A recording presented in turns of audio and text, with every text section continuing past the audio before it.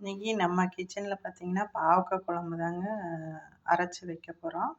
அதுக்கு பார்த்திங்கன்னா நான் பாவக்காய் இந்த மாதிரி ரவுண்டாக கட் பண்ணி உப்பு போட்டு இந்த உப்பு தண்ணியில் ஊற வச்சுட்டேங்க. அப்புறம் இதுக்கு அரைக்கிறதுக்கு பார்த்திங்கன்னா கொஞ்சமாக சின்ன வெங்காயம், ஒரு 10-20 சின்ன வெங்காயம். எங்களுக்கு வந்து காரம் அதிகமாக போடாதனால இந்த மாதிரி மிளகா வந்து ஒரு 3 மிளகா கிள்ளி விதைய எடுத்து வச்சுக்கிறேங்க. அப்புறம் கொஞ்சோண்டு தேங்காய், அப்புறம் பார்த்திங்கன்னா பூண்டு. இதுக்கு இஞ்சியெல்லாம் போடக்கூடாதுங்க, பூண்டு. அப்புறம் பார்த்திங்கன்னா இதில் ஒரு 1.5 ஸ்பூன் வர மல்லி, அப்புறம் இதுக்கு ஒரு 1/2 ஸ்பூன் சீரகம், ஒரு 1/4 ஸ்பூன் மிளகு, அப்புறம் ஒரு கொத்து கருவேப்பிலைங்க. அப்புறம் இது சின்ன துண்டு புளி. இதையெல்லாம் வச்சு நம்ம கொஞ்சமாக எண்ணெய் ஊற்றி நல்லா வறுத்துக்கலாங்க. இதுக்கு ஒரு வடைச்சட்டி வச்சு அதில் கொஞ்சமாக எண்ணெய் ஊற்றிட்டு இப்போ பார்த்திங்கன்னா நம்ம எடுத்து வச்சுருக்கிற அந்த வெங்காயம், பூண்டு, வரமிளகா, தேங்காய் எல்லாத்தையும் போட்டு அரைச்சிக்கலாம்.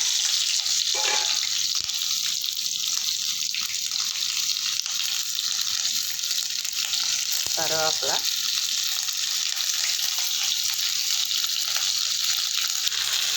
இது கூட கொஞ்சம் உப்பும் சேர்த்து இது நல்லா வதக்கி விட்டுறலாங்க.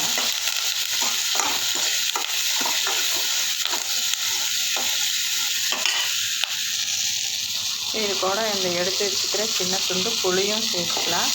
இப்போ நம்ம வந்து புளியை கரைச்சி ஊற்றி குழம்பு வைக்கிறது ஒரு டேஸ்ட்டுன்னா, நம்ம இந்த புளியை வந்து வெங்காயத்தோடு போட்டு அரைச்சி அந்த மசாலா போட்டு குழம்பு வைக்கிறது அது ஒரு நல்ல டேஸ்ட்டாக இருக்கும்.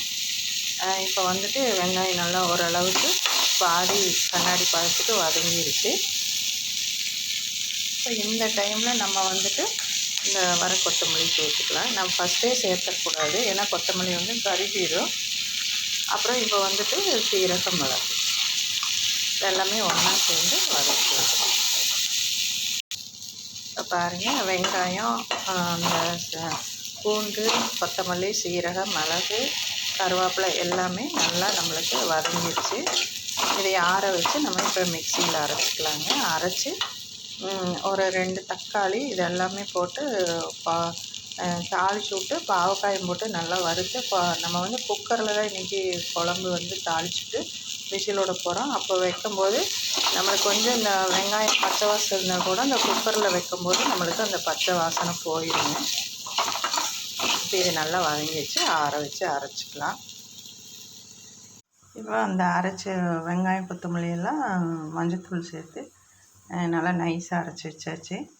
இப்போ இதுக்கு தாளிக்கிறது பார்த்திங்கன்னா ஒரு தக்காளி, வெங்காயம், கருவேப்பிலை, தாளிக்கிறதுக்கு கொஞ்சம் கடுகு, வெந்தயம் எடுத்து வச்சுருக்கிறேன். அப்புறம் இந்த பாவக்காய் வந்து ஊற வச்சுருக்கிற உப்பு தண்ணியில் ஊற வச்சுருக்கிறத 2-3 தடவை அலாசி அந்த தண்ணி அக்கட்டை எடுத்துட்டோம்னா பாவக்காயில் சுத்தமாக கசப்பே இருக்காதுங்க.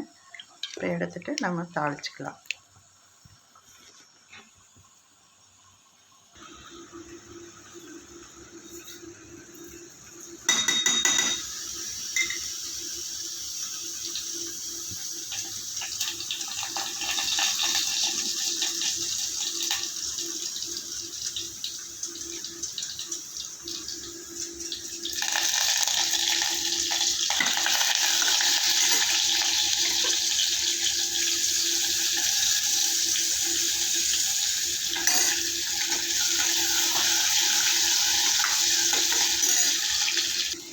இது எண்ணெய் ஊற்றி கடுகு, வெந்தயம், கருவேப்பிலை, வெங்காயம் எல்லாம் போட்டு நல்லா வதங்கிட்டு இருக்குதுங்க. இப்போ தக்காளி சேர்த்துக்கலாம்.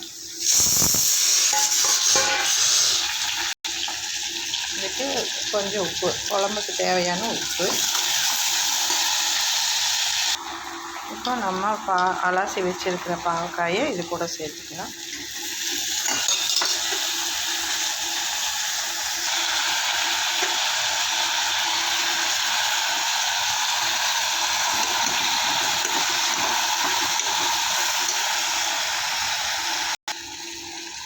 பாவக்காய், அந்த தக்காளி, வெங்காயம், அந்த எண்ணெய் கொஞ்சம் ஊற்றிக்கிறோம். அதில் எல்லாம் நல்லா பாவக்காய் வந்து நல்லா பாதி வெந்துடணுங்க. நல்லா வெந்த பின்னாடி தான் நம்ம மசாலா சேர்த்தோன்னா, நம்ம இந்த மாதிரி மெத்தடில் குழம்பு வச்சோம்னா அந்த பாவக்காய் குழம்பு கொஞ்சம் கூட கசப்பே வராது. இந்த பாவக்காய் இன்னும் நல்லா வதங்கணும்.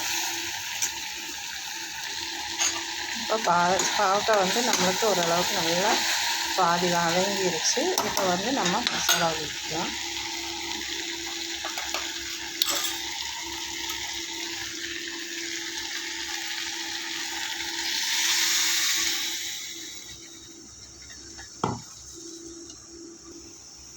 நம்ம மசாலாலாம் சேர்த்து குழம்பு சேர்த்து வச்சாச்சு. இப்போ எப்பவுமே குழம்பு வந்து இப்படி கொஞ்சம் நம்மளுக்கு தண்ணியாட்டு இருந்தால் தான் நல்லாயிருக்கு. நம்மளுக்கு ஊற்றி சாப்பாட்டில் சாப்பிடும்போது அந்த டேஸ்ட்டு நல்லாயிருக்கும். கெட்டியே வைக்கக்கூடாது.